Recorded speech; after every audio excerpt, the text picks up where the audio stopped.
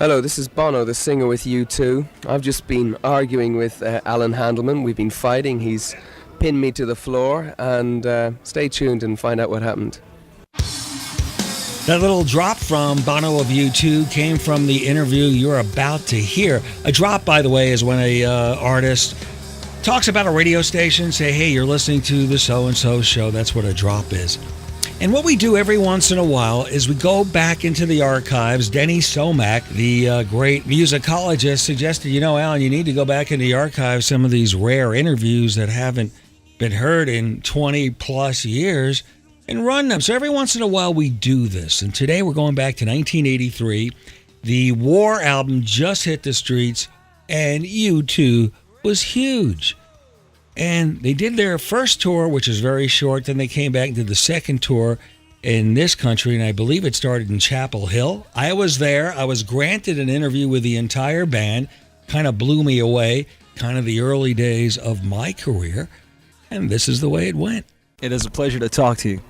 It's a pleasure to talk to you. Well, I'll tell you afterwards if it's a pleasure to talk to you, but I'm sure it will be. Well, now this is an historic time. This is the first concert of the tour. This is... And what you have said in a couple of interviews I've read, in a sense, this is your first album in some respects. You feel that you've put more than the typical amount of energy and force into this work. I'd like you to elaborate about that. I feel, in retrospect, even more. Are you ready to go? Okay. I feel in retrospect even more excited about the record. I don't feel it's our first record. I feel that we haven't made our first record yet. I mean, I feel the U2 hasn't even been born. It seems to me that our contemporaries, as they continue in their careers, mellow out. Their music loses the spirit, and after all, it's a sort of spark that is everything to rock and roll. So for the album War, we stripped ourselves. We stripped down the U2 sound. We threw out aspects of the U2 sound in order to get closer to that spark. Interesting answer. Now, you're talking about that spark and that energy. Let me backtrack to the first release of that first album, Boys. When that came out, especially the song I Will Follow, an interesting thing happened in America. That song acted as a bridge. It was a crossover for a lot of people who, quote unquote, did not like the new music. Maybe they were die-hard Stones fans and they were sticking with the 60s. What happened, which was unusual, and very, very few bands do this, that album had the impact of bringing those people over for the first time to some new music. And I'm not saying new wave necessarily. And it was an amazing piece of art. And I want to go lead on to the next question, which is a compliment and a question. I understand you don't use overdubs. It's interesting that you should know this. You've obviously researched your interview very well. No, it's impossible to overdub my voice because I never sing the same line twice. I mean, I might sing the same lyrics, but I'll sing them in a different way, a different attitude, a different tone. I found it very hard to overdub. We overdub the Edge's voice. He does it twice. We overdub the Edge's guitars maybe occasionally. But for War, we wanted a very stripped-down sound. I'm glad that you're associating U2 with a movement that happened a few years ago. We're not part of what people call as a new wave of English music or whatever. We're not that. We're Irish, for a start. And 3 years ago, we were banging on the doors in an endeavour to break through with our music. We're not a synthesizer band, we're a rock and roll band, and a very aggressive rock and roll band. And in that sense, we have a lot in common with the Stones or the Who. Okay? But music must progress, music must move on, and so we're into the 80s. What the 70s did was the 70s consistently tried to recreate the 60s, the excitement of it. You know, instead of thinking forward, it thought backward, I felt anyway. and it stuck with the blues route, and you had a lot of HM bands who are sticking with blues as their route, i.e. blues licks and riffs, till those blues riffs and licks became redundant, till now when you hear a guy stretching a string, it you feel embarrassed. I feel sometimes embarrassed because I've heard it so many times it starts to hurt. But I don't get embarrassed when I hear Keith Richards do it, because it was true for him. But it's not, what makes great art, you use the word, not me, I'll be very careful to use that word, but what makes great art is that it captures the time in which it was made and goes beyond that time. And so you've got to be conscious of what is now. I don't mean fad conscious or fashion conscious, but capturing the spirit of the time. And music has progressed, and you two are a part of that progression. Actually, keeping a few steps ahead of the time, it's as if, and I guess what you're talking about too is there's more of a unity than the typical rock and roll band. The chemistry among the members of U2 is certainly not typical, and there's a charisma about it that comes across in the music, and I'd like you to elaborate about that. It's not the typical, well, we were friends from high school, so on and so forth. There's more of a commitment. There's more of a, we're in this and we're going to make it, and it's almost, not a religious connotation, but there's almost like there's a force guiding you, and you're hooked into it. And people who listen to your music from the first album on, I think they're caught up in it, and I'm not exactly, I can't put my finger on it. It's the energy, it's the enthusiasm, you never know what to expect, and when there's something unusual or there's a note that comes in on the side, it all fits. And for those of us who can't articulate exactly musically what you hear, if you don't play an instrument, I'm in that category. All I can say is I get goosebumps from it. Well, I can't articulate it either, and that's why I write songs. In fact, the song Gloria is a song about inarticulation. It says, I try to sing this song, I try to stand up, but I can't find my feet. That's what that old song is about. The chemistry of the group is very special. I myself don't really understand it. The four people are radically different from each other. I even do them an injustice talking about them, because they're well able to talk for themselves. Larry, however, may not want to talk. Larry is very black and white type of person. He plays those drums very strong. He is a very loud bass drum, and it is what has kept this group a rock and roll group, because there's a lot of mood and atmosphere to U2, and I think we could have spilled at times. We could have gone too far in one direction, but it's Larry who's held us down, a sort of linchpin. So he reflects that in his person. He may not talk to you because he may not say, well, why should I talk to people about music? I don't have to justify it. I'm not even interested. So that I just do what I do. I just do what I do. Edge steps back from it all and watches the rest of us make a fool of ourselves.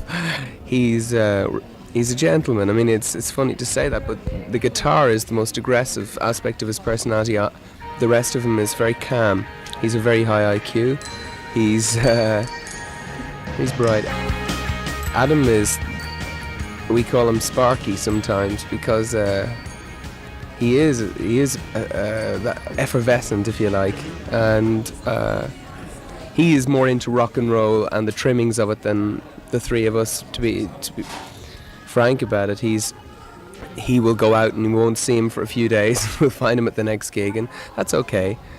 4 people, nothing in common, only U2 in common. We're just going nowhere and decided to go there together. Yeah, that reminds me of one of your songs, a couple of your songs. Maybe. Okay, well, that's a couple of things that people want to know about. These are probably very cliche-ish questions, so forgive me, but the origination of the name U2, maybe a little bit of a background on that. U2, the name means nothing. It's a letter and a number. It's deliberately ambiguous because we've always tried to avoid categorization. I feel that music should break down barriers, not make them. Nowadays, when you hear a group and they're called The Wall or The Door or The Television Set, well, you place them, okay? Or if they're called Deep Zeppelin or Pink Purple or something, you place them. And we wanted to be I was going to say displaced. Maybe that's true, but we wanted to opt out of that categorization. Great idea for a title. Great idea. Bono was a title given to me. It wasn't my choice. I think if it was my choice to have a pseudonym, if I was a Sood type guy, I could think of a lot better names than Bono.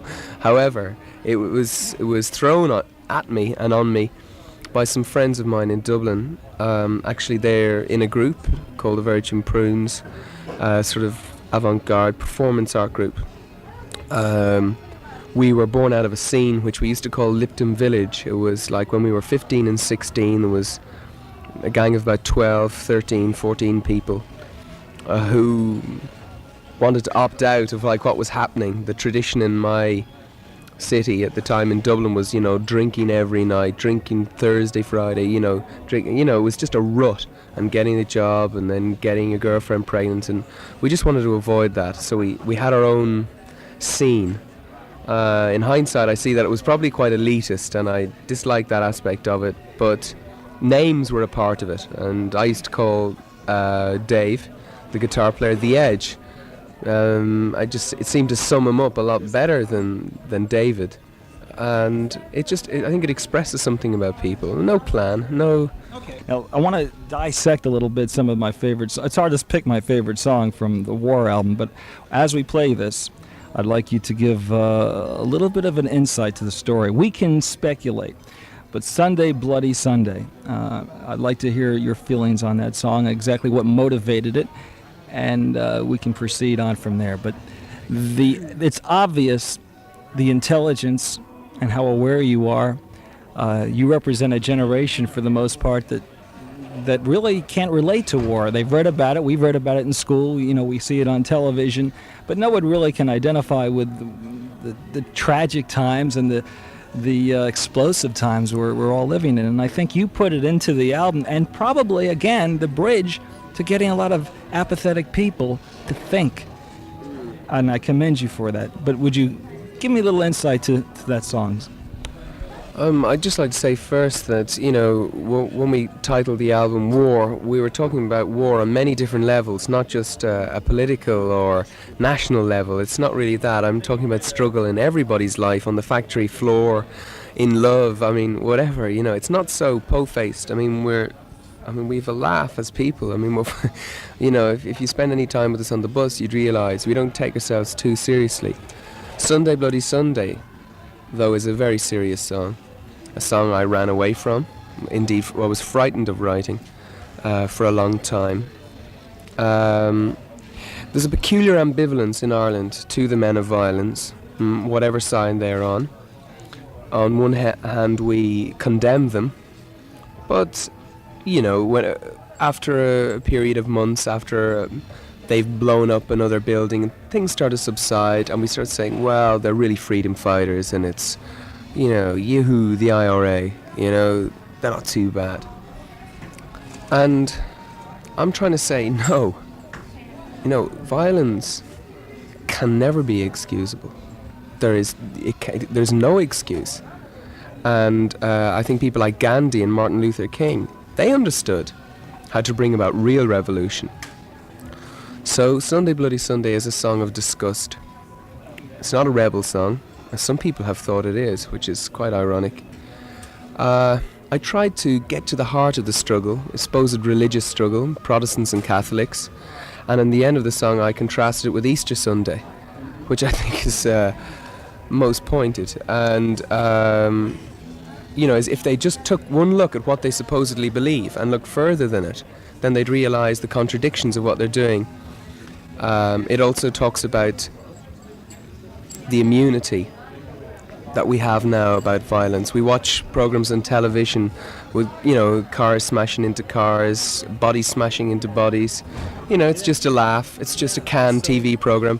But then we turn the station to the news, and there's more bodies crashing into bodies, except this time it's for real. Except we don't know that, do we? We can't tell the difference. We become numb. So a song called like Sunday Bloody Sunday is to sort of reawaken that. You're listening to my conversation with Bono of U2 going back to 1983. Later we'll talk to The Edge as we dip into the archives. a little bit about the news media in Ireland and how they approach the image of the Soviet Union. Now, this is an absurd question probably to ask somebody in a rock and roll band, but you've done a couple of incredible things. The song New Year's Day was titled long before the actual New Year's Day came about, when they announced the lifting of the oppression, right, in Poland. Now, that was coincidence, call it what you will, but you're in tune. You're in tune. So I think a question like, how does the Irish media represent the Soviet Union is a good question to you. Is it like in America? Of course, you don't live in America, but we get one side that they're the bad guys all the time. Is that the way it is over there? Yeah. We've the largest Russian embassy in the world. There's enough room in the Irish Russian embassy to house about 500 people. Okay, so that's an odd situation. Okay, I think if the truth were known to you and me, we'd find that Dublin and Ireland is a centre of espionage in Europe. I really would believe that. What upsets me about the propaganda, anti-Soviet Union propaganda, is that it would castigate the people, when I feel it's the system that we've got to condemn. A friend of mine led a party of English students to Russia, and he spent a year and a half there. He's Russian Arabic language expert. Another friend of mine is compiling a Russian-Irish dictionary in Moscow. And they bring back news of the reality of that lifestyle. I feel that Russia is a prison. They feel it's a prison, and they're not biased. So it's a very hard balance. The balance is very hard to strike, but between portraying a regime as it is, and at the same time going overboard, and like the way you, if you don't mind me saying so, you do in this country. But in Dublin, yes, we do have to face up against that propaganda. But I still think that there's a certain amount of truth in what comes back, and it saddens me that the bullshit that can tarnish what is the truth. Great answer, very articulate answer. Now I know we don't have too much more time, and I hope I can speak with you later. Okay, I'll ask you one more question and hope we can do it a little bit later on. What was your interest in Russia? Yeah. The reason is because driving in last night, listening to your music, I listened to every song on every album. A war 2 or 3 times I listened to. And I couldn't help but get the feeling that you were in tune with what is happening, more than just, singing about partying, love, and romance, and typical stuff. I felt very in tune with the world. You brought into reality some things that we don't want to think about. And if we had a choice, maybe a lot of us wouldn't listen to the news sometimes that deep. But yet you're kind of giving us a little bit of insight. And please don't take it as it's a compliment. I feel that I wouldn't ask that question just about to any other rock and roll band to talk about that. But you seem very articulate and in tune. I'll take it as a compliment then. Oh, it absolutely is. It is, because I get a lot out of your music. Let me ask you to just talk about the production of October, the story where some 2 pretty girls ripped off your notes and they left, and you rented the time for the studio. What happened? Yeah, if you're out there, it's the $300 I'm after. You can keep the lyrics.